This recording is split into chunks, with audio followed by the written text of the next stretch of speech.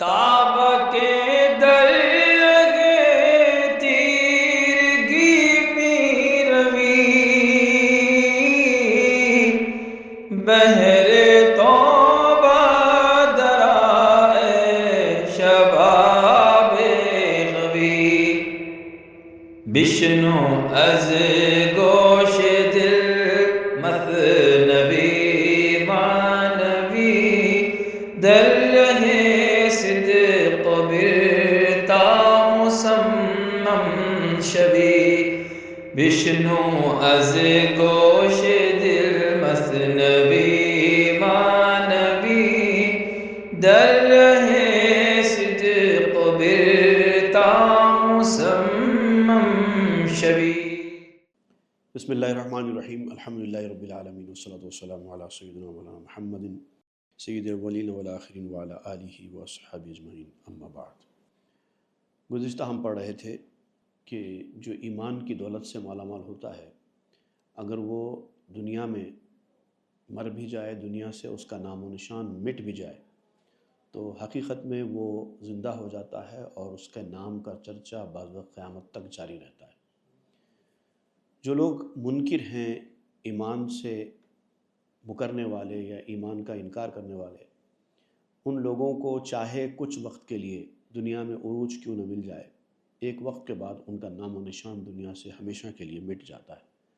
اور منکروں کی جو دلیلیں ہیں، جو وہ دلیل کے طور پر پیش کرتے ہیں، وہ زیادہ دن تک قائم نہیں رہتی، ایک نہ ایک دن ٹوٹ جاتی ہے۔ ایک علامت بھی انکار کی باقی نہیں رہتی، اور جتنی چیزیں باقی رہتی ہیں وہ ایمان سے متعلق ہی باقی رہتی ہیں۔ یک منارہ در سنائے منکرہ کو دری عالم کتاب باشد آیاں۔ منکر لوگ، کفر کرنے والے، انکار کرنے والے حق سے، اگر وہ اپنی نشانی کچھ دنیا میں چھوڑنے کی کوشش بھی کریں تو کچھ بھی ٹکتا نہیں ہے۔ اگر آپ دنیا کا جائزہ لیں تو اہل ایمان، انبیاء، اولیاء اور بہت سارے لوگ گزرے ہیں، دیکھیے ان کا نام آج بھی باقی ہے، اور جو انکار کرنے والے تھے ان کا نام آج باقی نہیں ہے، اور اگر ہے بھی کہیں نہ کہیں تو ان کو برائی سے ہی یاد کیا جاتا ہے، اچھائی سے یاد نہیں کیا جاتا۔ یہ بات ہمیشہ ذہن میں رکھنا چاہیے۔ ممبرے کو کے دراجاں مخبرے یاد آرت روزگارے منکرے۔ کوئی ایسا ممبر ہے دنیا میں جہاں پر کھڑے ہو کر منکروں کا ذکر کیا جاتا ہے؟ کوئی منکروں کے بارے میں خبر دینے والا کوئی شخص ہے جو ممبروں پر کھڑے ہو کر منکروں کا ذکر کرتا ہے یا ان کی تعریف کرتا ہے یا ان کے زمانے کو یاد کرتا ہے؟ ایسا کہیں بھی نہیں۔ روئے دینار و درم از نام شاں تا قیامت می دہد از حق نشاں۔ یہ دینار، درہم، سونے چاندی سے بنے ہوئے سکے، ان سکوں کے اوپر اگر ان منکروں کا، کافروں کا نام کبھی درج ہو بھی جائے تو جب تک ان کی حکومت ہے تب تک ہی رہتا ہے، اس کے بعد قیامت تک ان کا نام و نشان باقی نہیں رہتا۔ آج دیکھیے، جو منکر تھے رسالت میں آپ صلی اللہ علیہ وسلم کے اور آپ کے ساتھ آنے والے حق کے، آج ایک تو ان کا نام و نشان باقی نہیں ہے، اور اگر کچھ نام باقی بھی ہیں تو لوگ ان کو برائی سے یاد کرتے ہیں، اور ادھر دوسری طرف رسول اللہ صلی اللہ علیہ وسلم کا نام دیکھیے ہر ممبر پر لیا جاتا ہے۔ قال النبی صلی اللہ علیہ وسلم، قال رسول اللہ صلی اللہ علیہ وسلم، بس چلتا رہتا ہے۔ دنیا کے کونے کونے میں ممبروں پر رسول اللہ کے نام کے چرچے ہیں۔ جیسا اس سے پہلے بھی بتایا گیا تھا کہ اذانیں دی جاتی ہیں، ایک دن میں 5 بار اشہد ان محمد رسول اللہ پکارا جاتا ہے کسی کا ایسا نام جو قیامت تک کے لیے زندہ ہو جائے؟ سکہ شاہاں ہمی گردد دیگر، سکہ احمد ببیتا مستخر۔ بادشاہوں نے بھی بادشاہتیں کیں، ان کی بھی حکومتیں تھیں، ان کا بھی اپنا سکہ تھا، لیکن زمانے کے ساتھ ساتھ ان کا سکہ بدل گیا۔ اب ان کا سکہ، ان کی حکومت قائم نہیں ہے، لیکن یہ دیکھو آپ، سکہ احمد کا کیا حال ہے، قیامت تک کے لیے جاری و ساری ہو گیا ہے۔ بررخ نقرہ و یا روئے زرے وا نما بر سکہ نام منکرے۔ بررخ سیم و زرے اندر جہاں، سکہ بنما بنام منکراں۔ یہ ایک ہی مفہوم کے 2 شعر ہیں۔ اس سے پہلے بھی کئی بار ہم نے اس تعلق سے پڑھا ہے کہ مولانا روم کبھی ایک شعر لکھتے ہیں اور اس کو پھر ترمیم کرتے ہیں، کچھ آلٹریشن کرتے ہیں، اسی بات کو پھر ایک بار دوسرے شعر میں بیان کرتے ہیں۔ تو عام طور پر جو نقل کرنے والے ہیں ان کو یہ سمجھ میں نہیں آتا کہ مولانا روم نے کون سا شعر رکھا، کون سا شعر نکال دیا۔ تو یہ کتاب لکھنے والے عام طور پہ دونوں شعر لکھ دیتے ہیں، تو دونوں کا مفہوم ایک ہی ہے۔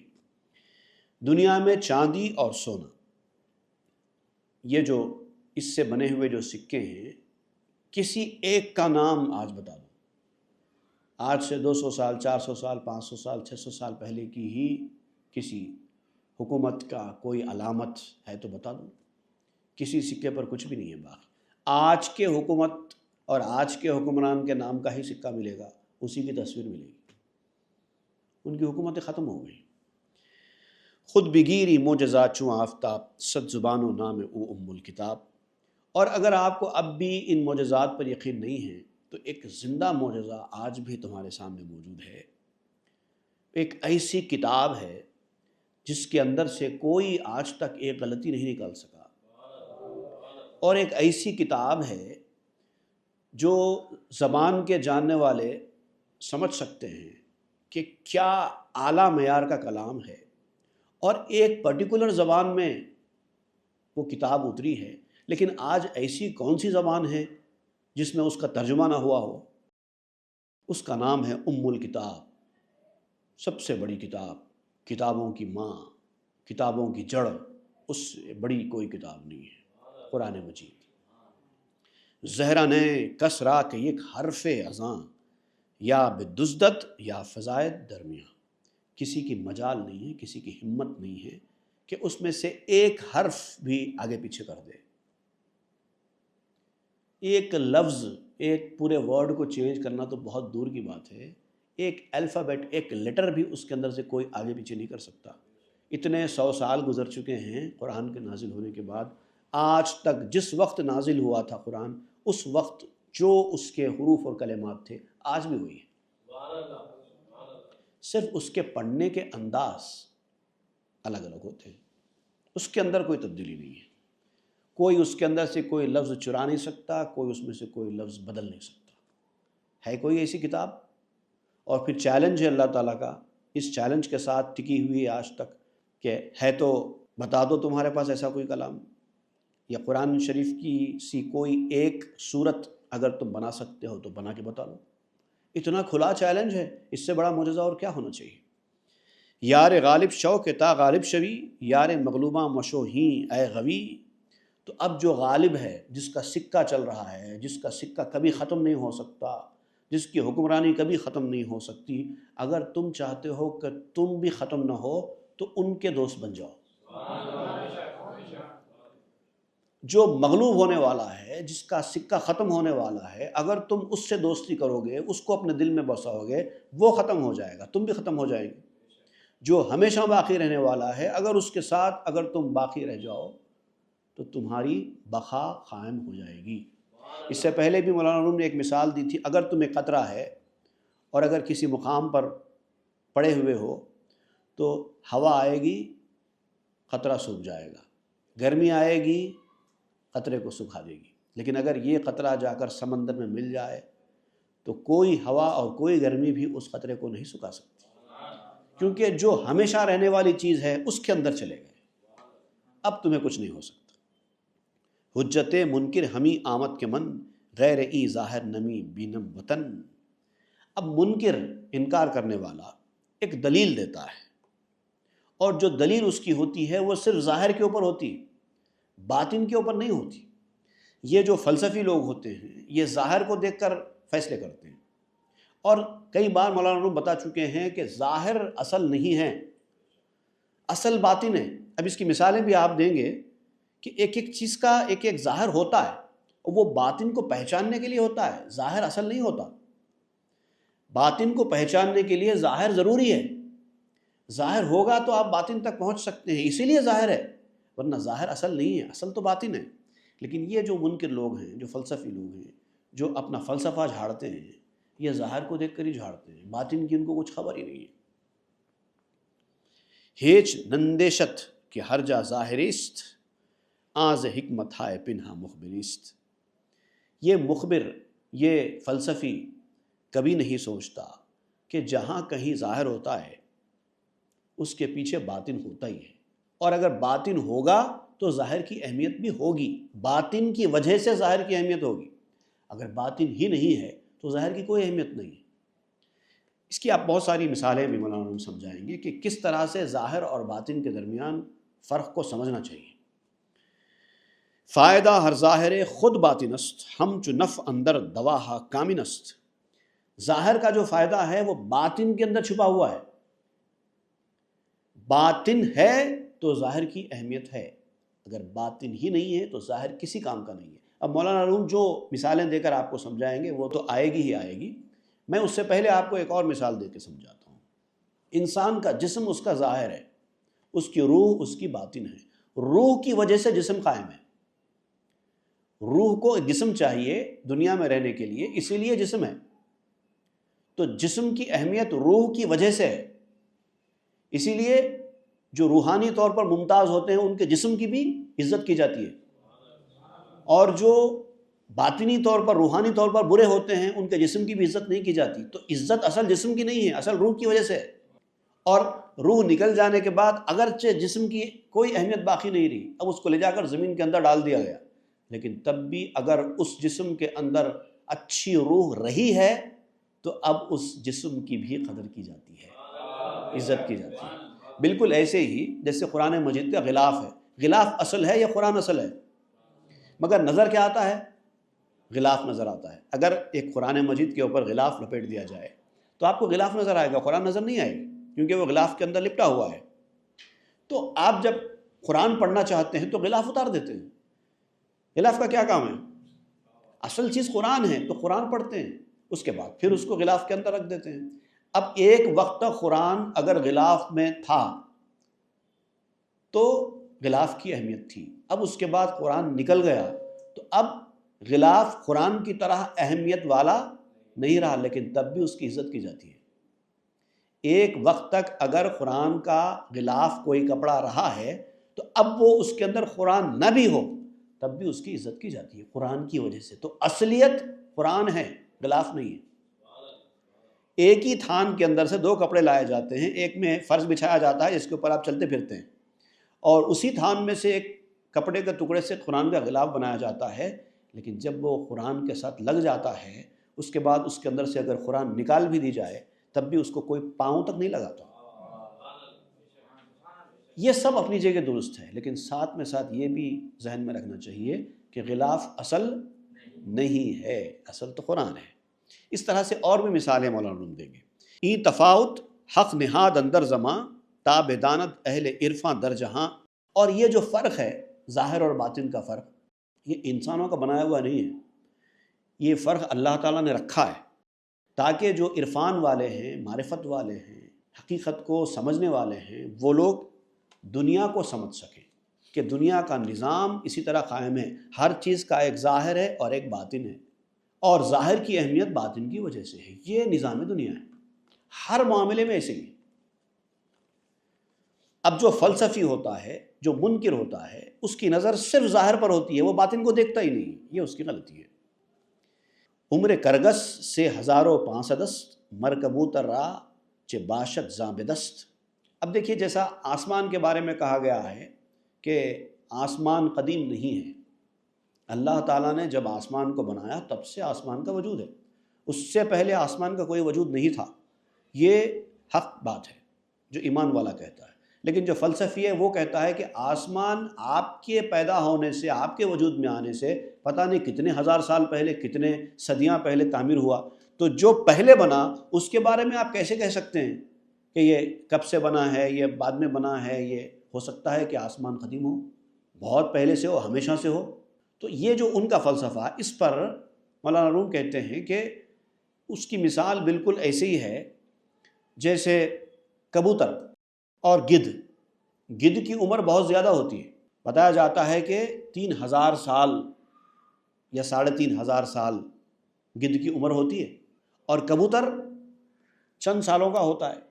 تو اگر گدھ کو کبوتر دیکھے، ایک گدھ تھا جو کبوتر کے پیدا ہونے سے پہلے زندہ تھا، اس کے بعد کبوتر کچھ سالوں میں مر گیا، تو گدھ تو زندہ ہے ابھی۔ تو اگر اس کی وجہ سے اگر کبوتر گدھ کو ہمیشہ سے اور ہمیشہ رہے گا کہے تو کہاں سے بات قبول ہوگی؟ نہیں ہو سکتا۔ تو اس کی عمر سے بڑا اگر کوئی آدمی ہے تو وہ یہ نہیں کہہ سکتا کہ وہ ہمیشہ ہے۔ جب آپ دنیا میں پیدا ہوئے تو آپ سے عمر کے جو بڑے لوگ تھے وہ پہلے سے دنیا میں تھے نا، اور ہو سکتا ہے کہ ان سے پہلے آپ چلے جائیں۔ ایسے بہت سارے واقعات ہوتے ہیں، بڑے موجود رہتے ہیں، بچے چلے جاتے ہیں، ایسا بھی تو ہوتا ہے۔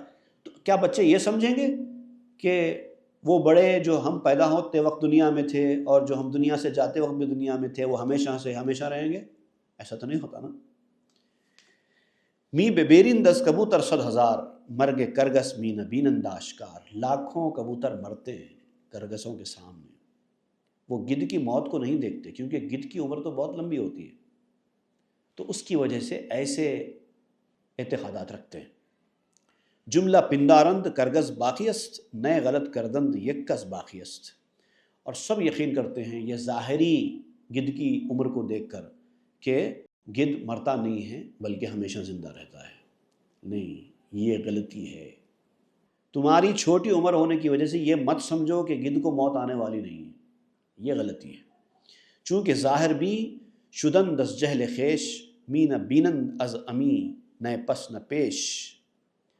یہ نادانی ہوتی ہے، یہ ظاہر بینوں کی، ظاہر دیکھنے والوں کی نادانی ہے، ان کا اندھا پن ہے، وہ نہ آگا دیکھتے ہیں نہ پچھلا دیکھتے ہیں اور کچھ بھی جھاڑ دیتے ہیں۔ می نہ مانت در جہاں یک تارے منہ، کل شیء ہالک الا وجہہ۔ یہ بات ذہن میں رکھو کہ دنیا میں آسمان ہی کیا، عرش اعظم ہی کیوں نہ ہو، لوح و قلم ہی کیوں نہ ہو، ہر چیز فنا ہونے والی ہے، باقی رہنے والی صرف ایک ہی ذات۔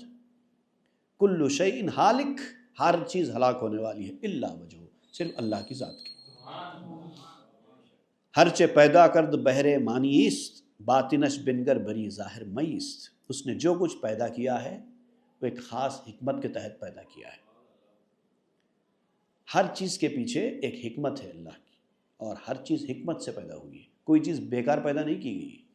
اور جو لوگ ظاہر کو دیکھنے والے ہوتے ہیں وہ لوگ شاید اس بات کا اعتقاد رکھیں کہ بعض چیزیں بیکار پیدا کر دی گئی ہیں۔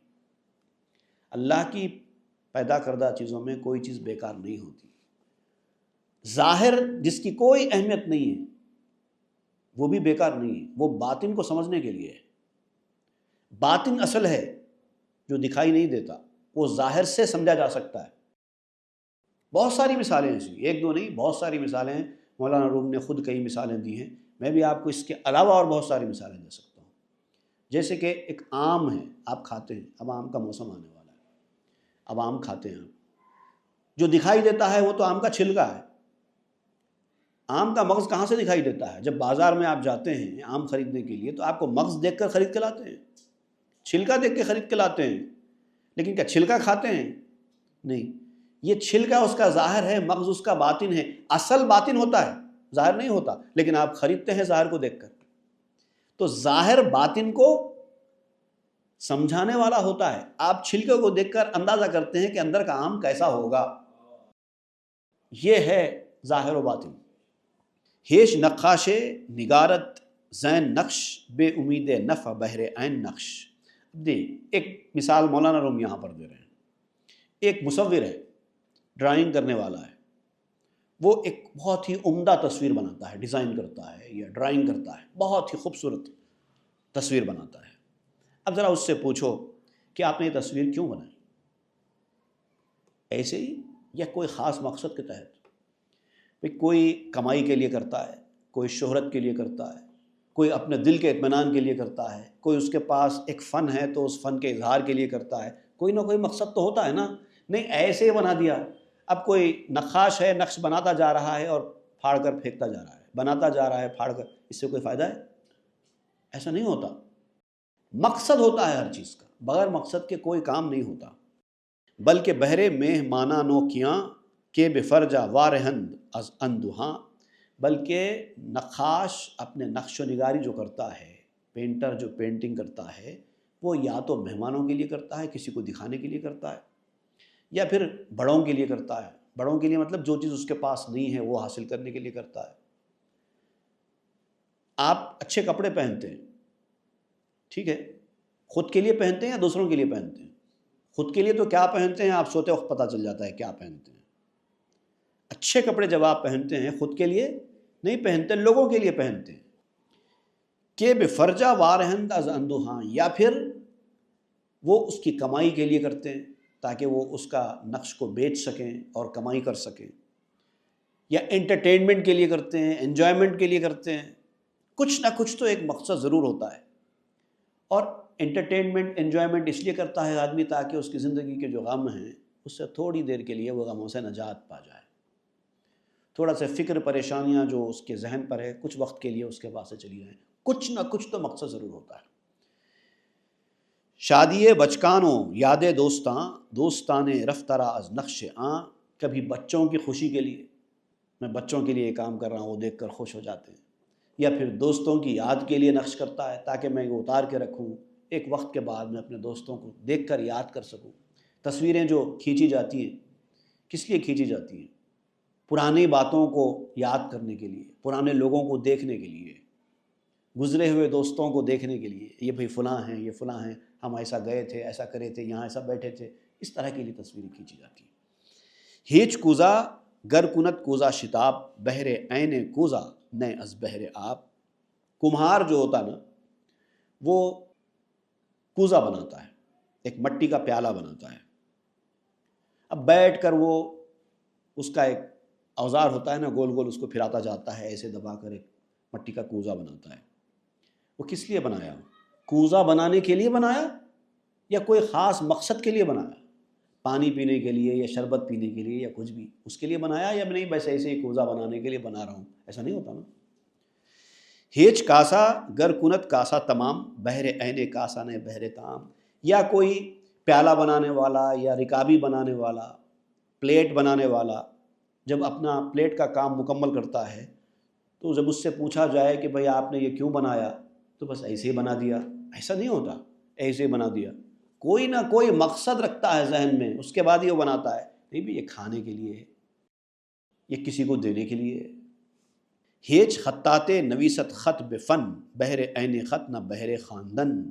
کوئی خوش نویس ہے، کیلیگرافر ہے، بہت ہی خوبصورت کیلیگرافی کرتا ہے، اپنی ہنرمندی دکھاتا ہے، اس سے خط لکھتا ہے، کسی کو ایک لیٹر لکھ رہا ہے بڑے خوبصورت فونٹس یوز کرتے ہوئے، خوبصورت نقاشی کے ساتھ اس نے خط لکھا۔ جب اس سے پوچھا جائے کہ بھئی آپ نے یہ خط کیوں لکھا، خط لکھنے کے لیے خط لکھا یا کسی کو پڑھانے کے لیے خط لکھا، تو وہ کہے گا کہ یہ پڑھانے کے لیے خط لکھا، یا خود پڑھنے کے لیے، یا کسی کو پڑھانے کے لیے، یا کسی کو بھیجنے کے لیے۔ ایسا نہیں بس میں نے خط لکھنے کے لیے خط لکھا ہے، اب لکھ دیا اب پھاڑ دوں گا، یہ کون سی بات ہوتی ہے؟ تو اللہ تعالیٰ اتنی بڑی دنیا کائنات پیدا کرتا ہے، ایسے پیدا کر دے گا بلا کسی وجہ کے؟ اور اللہ تعالیٰ نے خود یہ سوال کیا ہے بندوں سے، افحسبتم انما خلقناکم عبثا، کیا تم یہ سمجھتے ہو کہ ہم نے تم کو بس ایسے بیکار پیدا کر دیا ہے؟ وانکم الینا لا ترجعون، اور یہ سمجھتے ہو کہ تم ہمارے پاس پلٹ کر آنے والے نہیں ہو؟ ایسا نہیں ہے، ہر چیز کے پیچھے حکمت ہے۔ اب یہ جو حکمت ہے اس کو اس طرح سمجھو کہ ہر چیز جو پیدا کی گئی ہے اس کا ایک ظاہر ہے اور ایک باطن ہے۔ ظاہر باطن کو سمجھنے کے لیے ہوتا ہے، ظاہر اصل نہیں ہوتا، اصل باطن ہوتا ہے۔ نقش ظاہر بہر نقش غائب است، غائب نقش کو سمجھنے کے لیے ظاہر کا نقش ہوتا ہے۔ میں نے ایک لکیر کھینچ دی، یہ اس کا ظاہر ہے، ایک لکیر کھینچ دی اس کا ظاہر ہے۔ اب آپ سے پوچھا جائے کہ بھئی یہ کیا ہے، میں نے لکیر کھینچ دی، ظاہر ہے، کیا ہے؟ آپ کہیں گے لکیر ہے۔ پھر میں نے اس کے بازو ایک ہاریزونٹل لکیر کھینچی، پہلے تو ایک ورٹیکل لکیر کھینچی تھی، اب ایک ہاریزونٹل لکیر کھینچ کے اس کونوں میں تھوڑا سا گول گول کر دیا، اس کے نیچے ایک نقطہ لگا دیا۔ تو اب آپ پہلے والی چیز کو کیا کہیں گے؟ لکیر کہیں گے؟ بتائیے، پہلے میں نے ایک ایسے لکیر کھینچی، اب تک تو وہ لکیر تھی، لیکن اس کے بعد میں نے ایسے بنا کے ایسا نیچے نقطہ لگا دیا، با لکھ دیا۔ تو اب وہ پہلے والے کے بارے میں پوچھا یہ کیا ہے، تو آپ کیا کہیں گے؟ لکیر کہیں گے یا الف کہیں گے؟ اب تک تو ظاہر تھا، لکیر ہی تھی، لیکن اب اس کا باطن کھل کے آ گیا تو اب وہ ظاہر سمجھانے والا بن گیا کہ یہ لکیر نہیں ہے بلکہ الف ہے. تو ظاہر سمجھانے والی چیز کا نام ہے باطن کو. ظاہر اصل نہیں ہے، اصل باطن ہے. کیا مطلب ہے اس کا آپ کو سمجھ میں آ گیا. اب ناؤ اب باطن سمجھ میں آ رہا. تاسوم چارم دہم برمی شمر ہی فوائد راب مقدار نظر. اسی طریقے سے تیسرے چوتھے پانچویں کتنے آپ شمار کرتے چلے جاؤ، ہر چیز کے ایک فوائد ہیں، ہر چیز کے مقاصد ہیں، اس کے تحت ہی ہر چیز ہوتی ہے. ہم چو بازی ہائے شطرنج ہے پسر فائدہ ہر لاب در ثانی نگر. اے بیٹا اسی طرح کسی شطرنج کھیلنے والے کو جا کر دیکھو، وہ چال چلتا ہے. گھوڑے کو اٹھایا اس نے، اٹھا کے ایک مقام سے دوسرے مقام تک رکھ دیا. اب یہ جو اس نے چال چلی یہ اصل ہے کیا؟ اس کا یہ چال چلنا اصل ہے؟ نہیں ہے. اصل مقصد چال چلنا تھا؟ نہیں تھا. تو اس نے یہ چال کیوں چلی؟ آگے آنے والی چال کے لیے یہ چال چلی گئی. شطرنج کھیلنے والا، چیس کھیلنے والا جب ایک چال چلتا ہے تو اس کا وہ چال چلنا اصل نہیں ہوتا، بلکہ اس کے بعد آگے وہ پلان کیسے کر رہا ہے گیم کو اس کے حساب سے ہوتا ہے. اصل تو گیم جیتنا ہے، چال چلنا اصل نہیں ہے. یا پھر آج کے ہم پبلک کریز کے حساب سے اگر ہم کرکٹ کی مثال دیں تو اٹھا کے کسی نے چھکا لگا دیا تو چھکا مارنا اصل ہے. آپ نے 20 چھکے لگائے، اپوننٹ ٹیم والے نے ایک ہی چھکا لگایا، کون جیتے گا؟ 20 چھکے لگانے والا جیتے گا یا ایک چھکا لگانے والا جیتے گا؟ ایک چھکا لگانے والا بھی جیت سکتا ہے. پورے میچ میں ایک ہی چھکا پڑا لیکن رن زیادہ ہے، اور یہاں پر 20 چھکے پڑے لیکن رنز کم ہیں، جیتے گا کون؟ تو چھکا مارنا اصل نہیں ہے، اصل میچ جیتنا ہے. تو یہاں پر شطرنج میں چالیں چلنا اصل نہیں ہے بلکہ اصل جیتنا ہے. وہ جیتنے کے لیے چالیں چلی جا رہی ہے. ایک چال سے دوسری چال کا لنک ہوتا ہے. اب کھیلنے والا یہ پلان کرتا ہے کہ مجھے آگے کیا پلان کرنا ہے، کون سی چال چلنا ہے، اس کے حساب سے اپنی چال طے کرتا ہے. کبھی کبھار ایسا بھی کرتا ہے کہ وہ اپنی نرد کو دشمن کے سامنے، منہ کے سامنے لا کے رکھ دیتا ہے اور کہتا ہے کہ اس کو مار ڈالو. اپنی نرد کو اپنے ہی ہاتھ سے مارنے لگاتا ہے، اور اگر اپوننٹ نے اس کو مار دیا اپوننٹ کا نقصان ہو جاتا ہے. کبھی کبھار ایسا ہوتا ہے کہ نہیں ہوتا ہے؟ ای نہادہ بہر آں لاب نہاں واں برائے آن آں بہر فلاں. یہ پوشیدہ چالیں ہوتی ہیں. یہ چال چلنا ظاہر ہے جو آپ دیکھ رہے ہیں. چال چلنے والا ایسے نرد اٹھا کر ایسے رکھ رہا ہے، بس یہ آپ دیکھ رہے ہیں، یہ اس کا ظاہر ہے. لیکن جو باطن ہے اس کے ذہن کے اندر ہے، وہ کیا کرنا چاہتا ہے، ان چالوں کے ذریعے گیم کو کس طرح سے آگے بڑھا رہا ہے، یہ اس کے ذہن کے اندر ہوتا ہے. یہ ہے ساری دنیا کا نظام، اسی کے اوپر ٹکا ہوا ہے. ہم چنی دیدہ جہات اندر جہات در پے ہم تارسی در برد و مات. اسی طرح ساری غرضیں ہیں دنیا میں. انسان دنیا میں جب جیتا ہے تو شطرنج کی چال کی طرح ہی اس کی زندگی گزرتی ہے. ہر کام وہ آگے کا پلان کر کے کرتا ہے. مجھے یہ کرنا ہے تو اس کے لیے یہ کرنا ہے.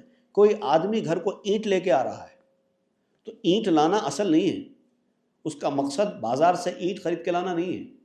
اس کے بعد جا کر وہ سیمنٹ اٹھا کر لاتا ہے، اس کے بعد وہ ریت اٹھا کر لاتا ہے، اس کے بعد وہ کانکریٹ اٹھا کر لاتا ہے. تو یہ جو کچھ وہ کام کر رہا ہے یہ اس کے اصل کام نہیں ہے. اصل کام تو گھر بنانا ہے. اولز بہرے دوم باشد چنا کے شدن برپائے ہائے نردباں. یہ چالیں ہیں. پہلی چال دوسری چال کے لیے ہوتی ہے، دوسری چال تیسری چال کے لیے ہوتی ہے، تیسری چال چوتھی چال کے لیے ہوتی ہے. ایک دوسرے کے ساتھ لنکڈ ہوتے ہیں. بالکل ایسے ہی جیسے سیڑھیاں ہیں. آپ سیڑھی چڑھتے ہیں، سب سے پہلے آپ کا مقصد ہوتا ہے پہلی سیڑھی چڑھنا. اس کے بعد پھر آپ کا ارادہ جب آپ پہلی سیڑھی چڑھ جاتے ہیں تو اب آپ کا ارادہ بنتا ہے دوسری سیڑھی چڑھنا. پھر دوسری سیڑھی چڑھ جانے کے بعد پھر آپ پلان کرتے ہیں تیسری سیڑھی چڑھنے کو. تو یہ جو سیڑھیاں آپ چڑھ رہے ہیں یہ اصل ہے. دوسری سیڑھی پر چڑھنے کے لیے پہلی سیڑھی ظاہر ہے، دوسری باطن ہے. پھر جب آپ پہلی پہ چلے گئے تو اب دوسری پہ چڑھ رہے ہیں تو یہ دوسری بھی ظاہر ہے، تیسری باطن ہے. اور یہ سارے کے سارے آخر میں پورے ظاہر ثابت ہو جاتے ہیں، اصل تو اوپر چڑھنا ہے۔ وہاں دوم بہرے سوم میداں تمام، تارسی تو پایا پایا تاب بام، دوسری کو تیسری، تیسری کو چوتھی، چوتھی کو پانچویں، اس طرح سے یہ سلسلہ چلتا رہتا ہے یہاں تک کہ آپ کو جہاں جانا ہے آپ وہاں تک چلے جاتے ہیں۔ یہ ہے آپ کا اصل کام کہ آپ کو تھا فلاں منزل تک جانا، جب آپ چلے گئے تو وہاں پر آپ کا مقصد پورا ہوا۔ بھئی آپ کو جانا تھا 4th فلور پہ، مگر آپ 1st فلور کیوں گئے؟ کسی نے سوال کیا تو آپ کیا کہیں گے؟ 4th فلور جانا تھا، آپ 1st فلور پہ کیوں چڑھے؟ تو آپ کہیں گے کہ بھائی 1st فلور پر چڑھنے کے بعد ہی 2nd فلور ہوتا ہے، 2nd فلور کے بعد ہی 3rd فلور ہوتا ہے، اس کے بعد 4th فلور پہ جاتے ہیں۔ شہوت خوردن ز بہر آمنی وامنی از بہر نسل و روشنی، اسی طریقے سے انسان کے جو اندرونی خواہشات ہیں، جنسی خواہشات ہیں، وہ کھانے سے بڑھتے ہیں۔ تو کھانے کی خواہش اس کے لیے بنائی گئی ہے کہ انسان کو بھوک لگے اور انسان کھائے، پھر یہ اندرونی خواہشات پروان چڑھے۔ اور اندرونی خواہشات کے لیے کھانا کھانا ظاہر ہے، کھانا کھانا اصل نہیں ہے۔ کھانا کھانا وہ اندرونی چیزوں کو بنانے کے لیے ہے۔ تو کھانا کھانے کو ظاہر آپ کہیں گے، اور یہ اندرونی خواہشات کا ابھرنا یہ اس کا باطن ہے۔ لیکن یہ اندرونی خواہشات کا ابھرنا بھی اصلی باطن نہیں ہے، یہ بھی ظاہر ہے۔ اس کا باطن کیا ہے؟ نسل بڑھنا انسان کی۔ تو ایک چیز ایک وقت تک باطن رہی، لیکن جب اصلی باطن کے سامنے وہ بھی ظاہر ہو جاتی ہے۔ کند بینش بین بیند غیر ای، عقل او بے سیر چون نبت زمین، اور جو ناقص نظر ہوتی ہے، لمیٹڈ سائٹ ہوتی ہے، کوتاہ نظر ہوتی ہے، وہ ظاہر کے سوا آگے دیکھتی ہی نہیں ہے، ظاہر کو ہی دیکھتی رہے گی۔ اور اس کی عقل جو ہے نا، وہ بالکل ایسے ہی ساکن ہے جیسے کہ گھاس۔ اب دیکھیے زمین کے اوپر جو گھاس ہوتی نا، وہ اپنی جگہ سے ہلتی ہے؟ نہیں ہلتی، بس چمٹی ہوئی۔ ایسے ناقص لوگوں کی عقل بھی ایسی چمٹی ہوئی ہوتی ہے، زمین سے چمٹی ہوئی ہے، بس ہٹتی نہیں ہے۔ اگر تیز ہواؤں کے جھکڑ چلنے لگیں تو گھاس ہلتی ہوئی دکھائی دیتی ہے، لیکن تب بھی وہ اوپر سے ہلتی ہے، نیچے سے نہیں ہلتی۔ ویسے لوگ ہوتے ہیں یہ، ظاہر کے اوپر نظر ٹکا کر باطن کو بھول جانے والے۔ نبترا چے خاندہ چے نا خاندے، ہست پائے او بے گل درماندے۔ اگر آپ گھاس کو بلاؤ، آؤ میرے پاس آؤ، گھاس آئے گی؟ اس کو بلانا نہ بلانا دونوں برابر ہے، کیونکہ اس کا پاؤں مٹی میں دھسا ہوا ہے، وہ اپنی جگہ سے ہل بھی نہیں سکتی۔ ویسے ہی بے عقل لوگوں کا معاملہ بھی ہے، آپ ان کو کتنا ہی بلاؤ وہ آپ کی بات ماننے والے نہیں ہیں، زیادہ سے زیادہ سر ہلائیں گے، جیسے گھاس ہلاتی ہے ہوا سے سر، نیچے سے تو زمین میں دھسی ہوئی ہے۔ گر سرس جنبت بے باد تیز رو، تو بے سر جنبانی شغر رامش ہو۔ اگر تیز چلنے والی ہوا اس کو ہلائے بھی تو وہ صرف اپنا سر ہلاتی ہے، تو اس کے سر ہلانے سے دھوکہ مت کھاؤ۔ اگر آپ کسی کو اچھی باتیں بتا رہے ہیں اور وہ صرف سر ہلا رہا ہے، اس کے اندر کوئی فرق نہیں آ رہا ہے، تو اس کے سر ہلانے سے، نعرے بازی کرنے سے، واہ واہ کہنے سے دھوکے میں مت آؤ۔ وہ گھاس کی طرح ہے جو صرف سر ہلا رہا ہے، پاؤں تو اس کے زمین میں دھسے ہوئے، وہ جگہ سے ہلے گا بھی نہیں۔ اس طرح کے ہوتے ہیں بعض منکرین۔ اس سلسلے کی آگے کی گفتگو انشاءاللہ ہم آئندہ کے درس میں پڑھیں۔ وصلی اللہ تعالیٰ علی خیر خلق سیدنا محمد وآلہ وصحبہ اجمعین والحمد للہ رب العالمین۔ تاب کے در لگے تیرگی میں روی،